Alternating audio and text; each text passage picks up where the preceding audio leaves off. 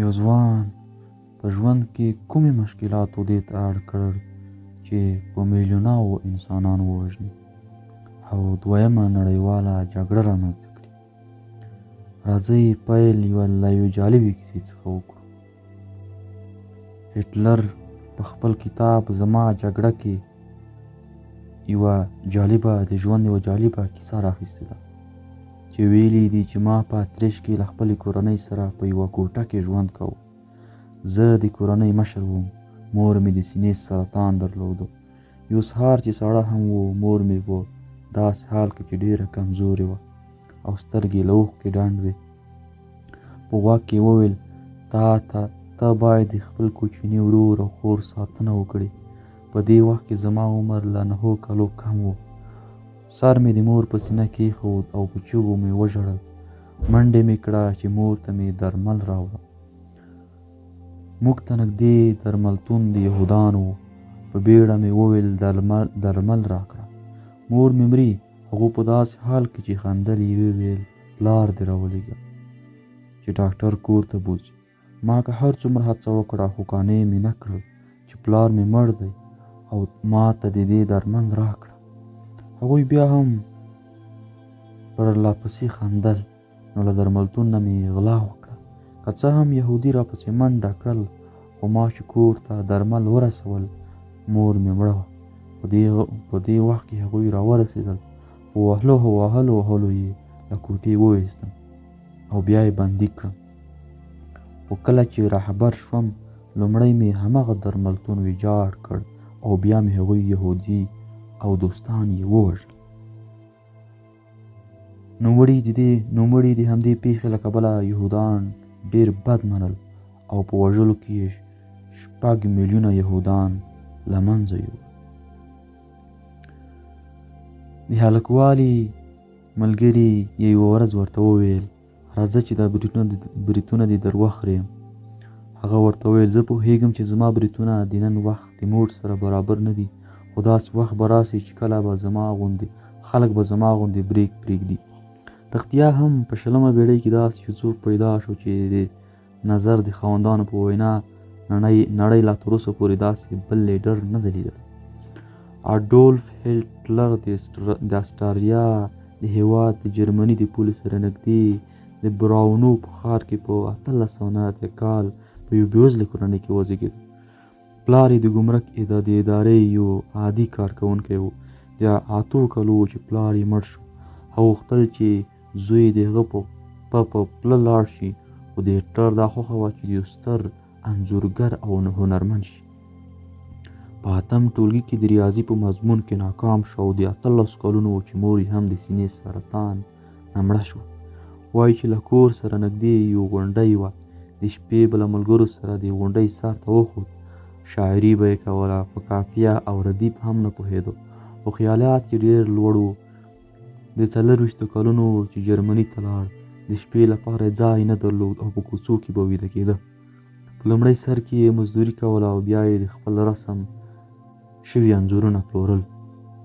څه موده وروسته د جرمني د پوځ د رضاکارۍ په ټولۍ کې شامل او په نړیواله جګړه کې د یو عسکر په توګه د فرانسې سره د جنګ په یو محاذ کې برخه واخیسته چې د زړورتوب له امله یې سره له دې چې لومړۍ درجه میډال یې حق و د 2مه درجې میډال ورکړل شو چې په دې کار سره سخت خوشحاله و. هغه په 2 نورو جنګونو کې د زړورتوب د لومړۍ درجې 2 نور میډالونه هم ترلاسه کړل. هټلر په دې اند و چې نړیوال کپیټالیزم او کمونیزم دواړه د یهودو شیطاني نظریې دي چې د بشر خیر پکې نشته. هغه د دواړو سیستمونو سره د جنون تر کوچ کچ وران و. هټلر په جرمني کې لومړی د کارګر ګوند غړی شو خو په 1929 کال کې د نیشنل سوسیالیست ګوند جوړ کړ او د جرمني په پوځ کې د خپلې نظریې ګڼ ملګري پیدا کړل. هغه په 1929 کال کې د نورو کودتاچیانو سره د ملګرتوب په تور په 15 کاله بند محکوم شو خو ټولې 9 میاشتې تېرې کړې. د بند په موده کې خپل مشهور کتاب په پښتو کې نوم دی زما مبارزه ولیکه چې 6 میلیونه ټوکه یې وپلورل شول او ډېر شهرت خاوند شو. هټلر د فوق‌العاده ډېرې انرژۍ خاوند و. هغه د نړۍ یو بې جوړې ویاند او که فلمونه یې ولیدل شي نو له حرکاتو، تګ، سلیقې او انداز نه یې داسې ښکاري چې د لیډرشپ په برخه کې بل داسې څوک نشته چې ورسره پرتله شي. هغه شراب نه څښل او په عیاشۍ هم تورن نه و. کله به سټیج ته وخوت او 2 جملې به یې وویلې نو د لکونو جرمنیانو په رګونو کې به یې وینې په څپو کړې او ټول به یې په یوه خبره له سره تېر و.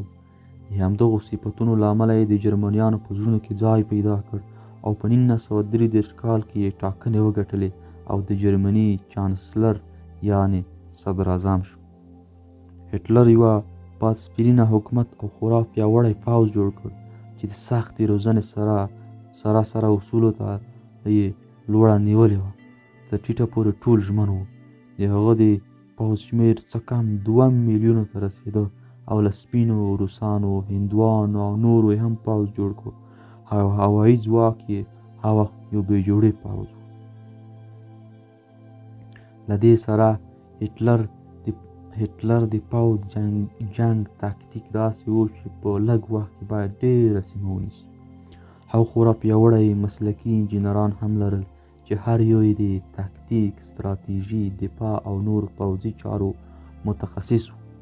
هټلر د تبلیغاتو خورا پیاوړی وزیر چې له سر نه یې تر پښې تر غټې ګوتې پورې تبلیغ کولی شو درلود چې ډاکټر ګوبلز نومېده. دویم نړیوال جنګ کله چې المان په لومړي نړیوال جنګ کې ماته وخوړه نو فاتحینو پرې ډېر درانه بارونه کېښودل. په جرمني کې د 5 لکو عسکرو اوسېدل د هغو لګښت، وسلو ورکول او نور داسې څه و چې جرمنیانو د خپل ملت لپاره سپکاوی باله. همغه کله چې هټلر واک ته ورسېده نو یا تړون یې لغوه کړ او ویل چې جرمني کله هم دې ته حاضر نه دی چې دا کارونه وکړي. هټلر په پولینډ حمله وکړه.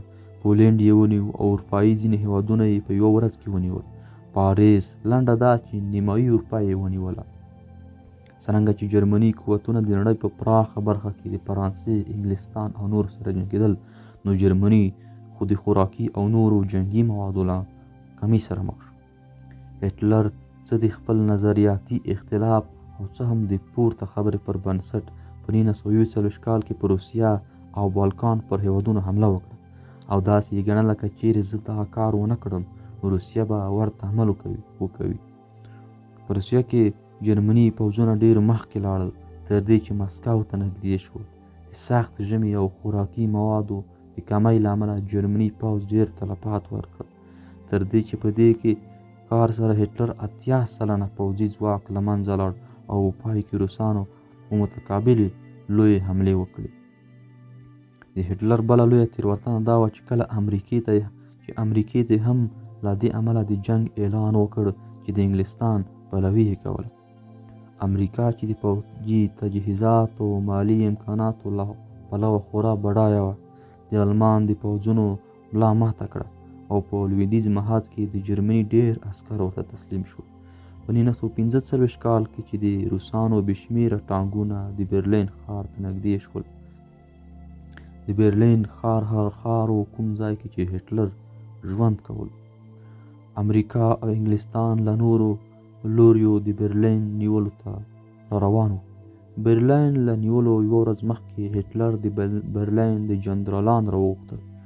مجلس یې ورسره وکړ. په دې وخت کې د جرمني ته ټول د برلین د دفاع لپاره 162 ټانکونه پاتې او منظم پوځونه یې لویدیځ جبهه کې امریکا او انګلستان ته تسلیم شوي وو. هټلر هڅه وکړه چې په رضاکارو د برلین دفاع وکړي خو خپل مشهور جنرال یې ورته وویل چې دومره درنې حملې په وړاندې داسې خلک دفاع کله کولی شي. د همدې شپې پر سبا هټلر له خپلې زیرزمینۍ راووت. د ماڼۍ مخې ته یې د ډېر لږ عمره عسکرو نهه کسه ولاړ وو. د یوه عمر پکې 11 کاله و. هغه د هر یو مخ د مینې لاس راکه او داسې ښکارېدله لکه د ابد لپاره چې ورسره خدای پاماني کوي. په دغه وخت کې چې انسان د هټلر استقامت او صبر ته ګوري نو خامخا به ورته ګوته په غاښ شي. تر ټولو د حیرانۍ خبره ده چې په همدې شپه په داسې حال کې چې روسي قواوو د توپونو مرمۍ د هټلر پر ارګ لګېدلې هغه د ایوا براون سره واده وکړ. هغه جرمني جنرالان چې په برلین کې وو د زهرو د ګولیو په خوړلو یې ځانونه ووژل. هټلر براون یعنی خپلی واده کړې ښځې ته وویل، یعنی په هغه وخت کې د هټلر سره د خپلې میرمن 40 ساعته کېدل. هټلر براون یعنی میرمنو ته وویل یو الوتکه شته که غواړې انګلستان ته پناه یوسه. خو هغې وویل زه هم هغه برخلیک ته تیار یم چې ته ورسره مخامخ یې. تر دې وروسته هټلر خپله وینا رښتیا کړه چې که بریالی شوې تشریح ته اړتیا نشته او که ناکام شوې د تشریح لپاره باید شتون ونه لري. هټلر خپل سر ته توپانچه ونیوله او هغه یې 42 ځله پرې د مرګ حملې شوي. هغه انسان چې 42 ځله پرې د مرګ حملې شوي او ونه وژل شو، په پای کې خپل ځان په خپله وویشت. روسانو تر ډېرو کلونو د هغه د جسد یوې برخې د پیدا کولو هڅې وکړې، خو تر ننه هم دا جوته نه شوه چې هټلر څه شو او چیرته لاړ. دا ځکه چې هغه د مرګ نه وروسته خط لیکلی و چې پکې لیکلي وو چې زما جسد په اور باندې وسوځوئ او ایرې یې په داسې ځای کې پټې کړئ چې روسان یې ونه ویني. څه فکر کوئ که چیرې یهودیانو د د مور په داوی کې بېغوري نه وای کړې، هټلر به دې انجام ته رسېدلی و؟ که چیرته هغه د هنر په امتحان کې کامیاب شوی وای، آیا هټلر به دې پایلې ته رسېدلی و؟ په کمنټ کې مو خپل نظریات راسره شریک کړئ.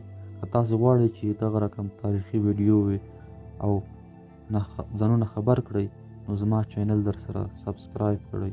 تر بلې خپرونې د الله په امان.